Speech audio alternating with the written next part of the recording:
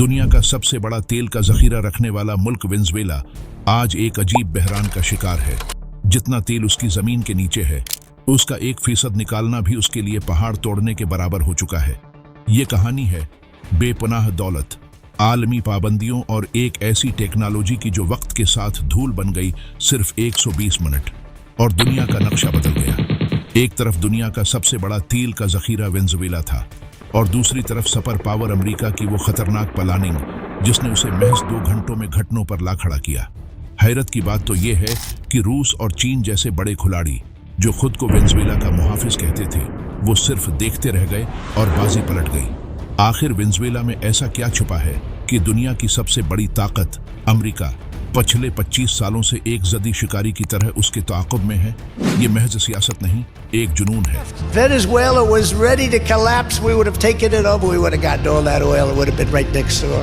But now we're buying oil from Venezuela. बात सिर्फ तेल पर नहीं रखी, बल्कि हद तो तब हो गई जब अमेरिका ने अपनी सबसे खतरनाक और खफिया डेल्टा फोर्स को सीधा वेनेजुएला के दारुल हुकूमत में उतार दिया। मकसद सदर को उनके अपने ही महल से कड़नीप करना। एक ऐसी कार्रवाई जिसने पूरी दुनिया को सकते में डाल दिया। 3 जनवरी 2026 की रात ठीक 10 बजे अमेरिकी सदर डोनाल्ड ट्रंप ने अपनी फौज को वेनेजुएला में एक बड़े ऑपरेशन का हुक्म दिया। इस फैसले के महज 4 घंटे बाद 3 जनवरी की रात 2 बजे अमेरिका के तकरीबन 155 जंगी तैयारे पड़ोसी ममालिक की फजाई हुदूद इस्तेमाल करते हुए वेनेजुएला में दाखिल हो गए। सबसे पहले अमेरिकी फौज ने कार्रवाई करते हुए वेनेजुएला के दारुल हुकूमत की तमाम लाइट्स बंद कर दें ताकि पूरा शहर अंधेरे में डूब जाए। उसके फौरन बाद इन फाइटर जेट्स ने वेनेजुएला के एयर डिफेंस सिस्टम को निशाना बनाया ताकि ऑपरेशन के दौरान अमेरिकी हेलीकॉप्टरों और जहाज़ों को कोई खतरा न रहे। तैयारों ने रेडार स्टेशंस और मुवासलाती टावर्स को भी तबाह कर दिया ताकि अमेरिकी फौज आसानी से दाखिल हो सके। मजीद बरआं वेनेजुएला की ताकत को कुचलने के लिए उनकी एयर फोर्स के अड्डों और बंदरगाहों पर रॉकेट बरसाए गए। जब उन तेज रफ्तार तैयारों ने रास्ता साफ कर दिया तो अमेरिका की स्पेशल आर्मी डेल्टा फोर्स और FBI के अहलकार हेलीकॉप्टरों के जरिए दारुल हुकूमत क्राक्स में दाखिल हो गए। वहां पहले से मौजूद CIA के एजेंट भी उनके साथ शामिल हो गए जो वहां खफिया मिशन पर थे। दूसरी तरफ अमेरिकी नेवी ने वेनेजुएला की बंदरगाहों पर कब्जा कर लिया। अब जमीन पर उतरने का रास्ता बिल्कुल साफ था। डेल्टा फोर्स, CIA और FBI के दस्ते सीधे इस कंपाउंड की तरफ बढ़े जहां सदर मादुरो मौजूद थे। वहां तैनात हिफाजती फौज ने मुकाबला किया और फायरिंग के दौरान एक अमेरिकी हेलीकॉप्टर को नुकसान भी पहुंचाया, लेकिन वो डेल्टा फोर्स के सामने टिक न सके। सिक्योरिटी फोर्स को काबू करने के बाद FBI ने मादुरो और उनकी अहलिया को गिरफ्तार कर लिया। गिरफ्तारी के बाद मादुरो की आंखों पर काली पट्टी बांध दी गई और उन्हें अमेरिका ले जाने के लिए नेवी के हवाले कर दिया गया। सदर ट्रंप ने खुद सोशल मीडिया पर एक तस्वीर शेयर की जिसमें मादुरो की आंखों पर काली पट्टी थी। उन्हें नवाइस किंसलंग हेडफोन और लाइफ वेस्ट पहनाई गई थी और उनके हाथ में पानी की एक बोतल थी। अमेरिकी नेवी मादुरो को न्यूयॉर्क ले गई जहां तफ्तीश के बाद उन्हें वहीं की जेल में डाल दिया गया। ये सारा ऑपरेशन सिर्फ और सिर्फ 2 घंटों के अंदर मुकम्मल हुआ, लेकिन इस मिशन की प्लानिंग कई महीने पहले से जारी थी। अमेरिका ने अगस्त में सबसे पहले अपनी फौज और जंगी बहरी जहाज़ों को कैरिबियन रीजन में 3 भेजा ताकि वो वेनेजुएला के करीब हो जाएं और समंदर व फजा पर अपनी मौजूदगी मजबूत कर सकें। उसके बाद CIA ने अपना काम शुरू किया और खामोशी से अपने लोगों को वेनेजुएला भेजा। वहां एक खास आदमी के जरिए उन्होंने सदर मादुरो की रोजाना की रूटीन, उनके सोने के औकात, बाहर निकलने के वक्त और उनकी नक्ल व हरकत के मकामात को बहुत एहतियात से नोट किया। उसके बाद अमेरिकी डेल्टा फोर्स ने मादुरो के अपार्टमेंट की तरह एक नकली घर तैयार किया।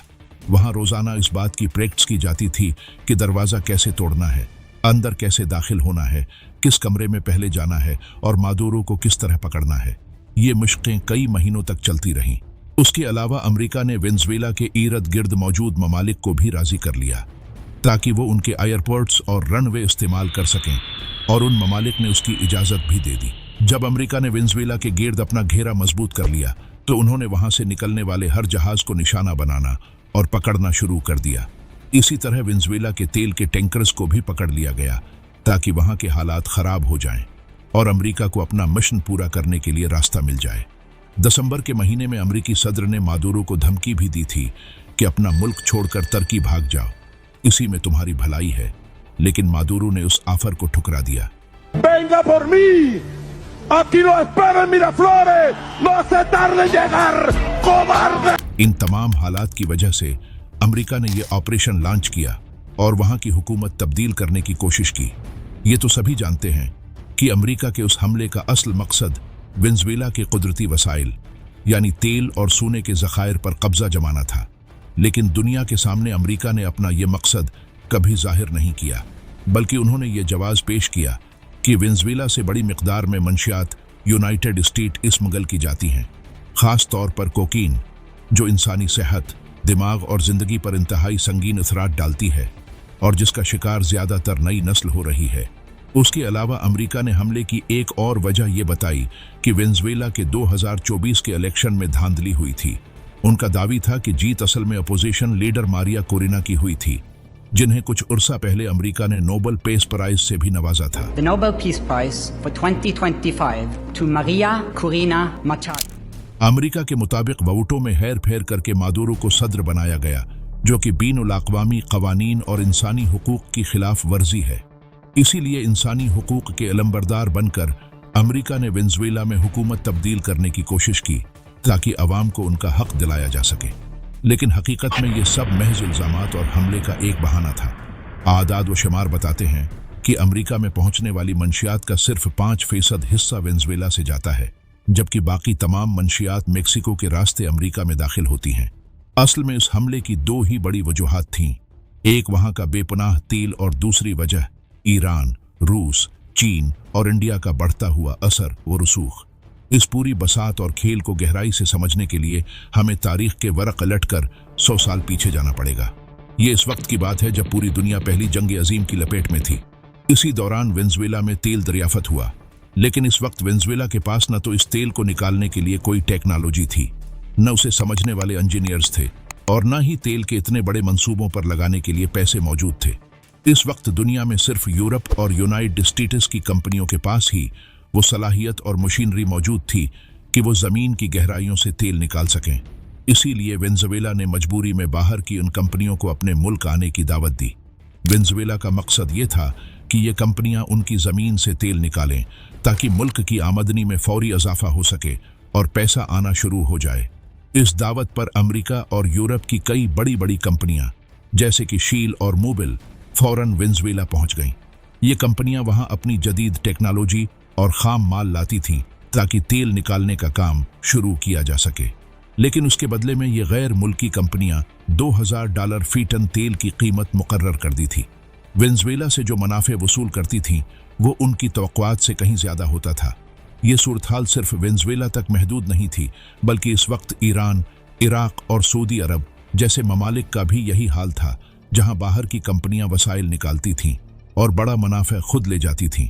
आगे चलकर 1976 में वेनेजुएला ने अपनी ऑयल इंडस्ट्री 1976 में वेनेजुएला ने अपनी ऑयल इंडस्ट्री को नेशनलाइज्ड भी किया, यानी उसे सरकारी तहवील में ले लिया ताकि वो खुद उस पर मुकम्मल अख्तियार रख सकें।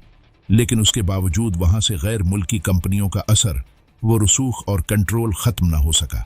निज़ाम में कोई बड़ी तब्दीली ना आ सकी और सब कुछ तकरीबन वैसे ही चलता रहा जैसे कि नेशनलाइजेशन से पहले चल रहा था, और उन कंपनियों की गिरफ्त बरकरार रही। असल गेम तब शुरू हुई जब 1999 में वेनेजुएला के अंदर एक सख्त गैर सदर सामने आया जिसका नाम होगो चावीज़ था। होगो चावीज़ एक इंतहाई सख्त और अमेरिका मुखालिफ इंसान थे।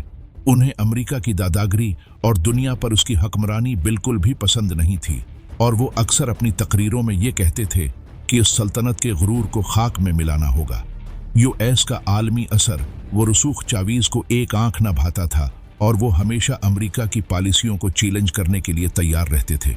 होगो चावीज़ ने इक़्तिदार संभालते ही सबसे पहला बड़ा काम ये किया कि वेनेजुएला की ऑयल इंडस्ट्री को सही मानों में कौमी मिल्कियत में ले लिया। इसका मतलब ये था कि उन्होंने बाहर की कंपनियों को छुट्टी दे दी और उन्हें वापस घर भेज दिया, और इस तरह वेनेजुएला के तमाम तेल के ज़खायर को मुकम्मल तौर पर अपने कंट्रोल में ले लिया। चावीज़ का मौक़िफ़ था कि ये बाहर की कंपनियां उनसे बहुत ज़्यादा मुनाफा ले जाती थीं और ख़ुद वेनेजुएला को अपने ही कुदरती वसाइल का बहुत कम फ़ायदा मिलता था। जैसे ही होगो चावीज़ ने अमरीकी कंपनियों को वहाँ से निकाला तो अमरीका को इस बात पर सख्त गुस्सा आया। चावीज को झुकाने और उसे हथियार डालने पर मजबूर करने के लिए अमेरिका ने वेनेजुएला पर भारी टैक्सेस और सख्त माशी पाबंदियां लगा दें।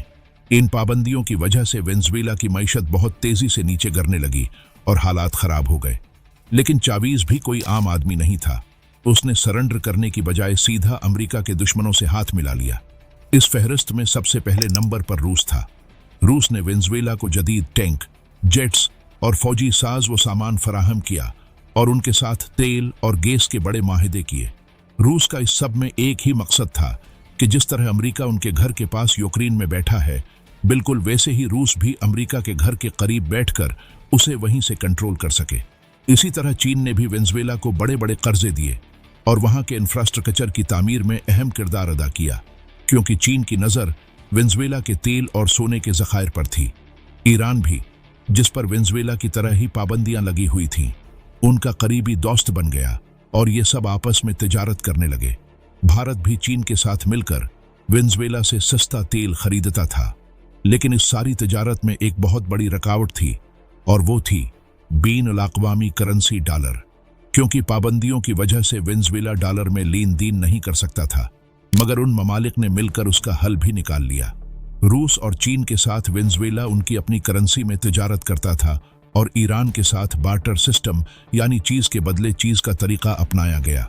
इस तरह उन्हें डॉलर की बिल्कुल जरूरत न पड़ती थी और वेनेजुएला पाबंदियों के बावजूद आसानी से अपनी तिजारत कर सकता था। यही वो बात थी जिस पर अमेरिका को सख्त गुस्सा था। वो रूस, चीन और ईरान का तो कुछ नहीं बिगाड़ सकता था, लेकिन वेनेजुएला एक ऐसा मुल्क था जिस पर उसका बस चल सकता था। इसलिए अमेरिका ने वेनेजुएला के अंदर हुकूमत बदलने की हर मुमकिन कोशिश की। ताहिम जब तक हुगो चावीज जिंदा रहा, ऐसा करना बहुत ही मुश्किल साबित हुआ और उसने अपनी मौत तक अमेरिका का डट कर मुकाबला किया। और जब 2013 में हुगो चावीज इंटेस्टाइन कैंसर की वजह से मर गए, तो वेनेजुएला में एक नया आदमी सामने आया, निकोलस मादुरो। सदर मादुरो भी बिल्कुल अपने पेशरो हुगो चावीज की तरह सख्त गैर निकले और उन्होंने चावीज के ही बताए हुए रास्ते पर चलने का फैसला किया। उन्होंने अमेरिका की जानिब से मिलने वाली हर धमकी को पसीपश्त डाल दिया और उसकी कोई परवाह नहीं की, बल्कि अपने मुल्क का तेल बैनुल-अक़वामी मार्केट में अमेरिकी डॉलर का इस्तेमाल किए बगैर ही बेचना शुरू कर दिया। इस दौरान वेनेजुएला और ईरान के दरमियान गहरे ताल्लुकात कायम हुए और कई बड़े माहिदे तय पाए। ईरान, जो ड्रोन टेक्नोलॉजी के मैदान में दुनिया में बहुत आगे निकल चुका है, उसने न सिर्फ अपनी ये जदीद टेक्नोलॉजी वेनेजुएला को फराहम की, बल्कि अपने माहिर इंजीनियर्स भी वहां भेजे ताकि वो वेनेजुएला की ज़मीन पर ड्रोन तैयार कर सकें और अपने मुश्तरका दुश्मन अमेरिका के खिलाफ खुद को मजबूत कर सकें। हालात उस वक्त मजीद संगीन हो गए जब ईरान ने वेनेजुएला में अपनी फौज भी भेज दी, जिसकी तस्दीक खुद अमेरिकी secretary of state Marco Rubio ने भी की कि हिजबुल्लाह और ईरान से ताल्लुक़ रखने वाले अफराद वेनेजुएला के अंदर अपनी सरगर्मियां जारी रखे हुए हैं। ईरान का ये सब करने का असल मकसद ये था कि वो यूनाइटेड स्टेट्स के बिल्कुल करीब अपने कदम जमा सके और अमेरिका की जड़ों को अंदर से काट सके। ईरान उससे पहले ऐसी ही कोशिश बोलीविया में भी कर चुका था, लेकिन इस वक्त अमेरिका ने उसकी उस चाल को नाकाम बना दिया था। इसी तरह इस बार भी ईरान के बढ़ते हुए असर व रसूख को रोकने के लिए अमेरिका ने वेनेजुएला के अंदर हुकूमत तब्दील करने की सर तोड़ कोशिश की और उन पर हर तरह की कड़ी इक़्तिसादी पाबंदियां लगा दें।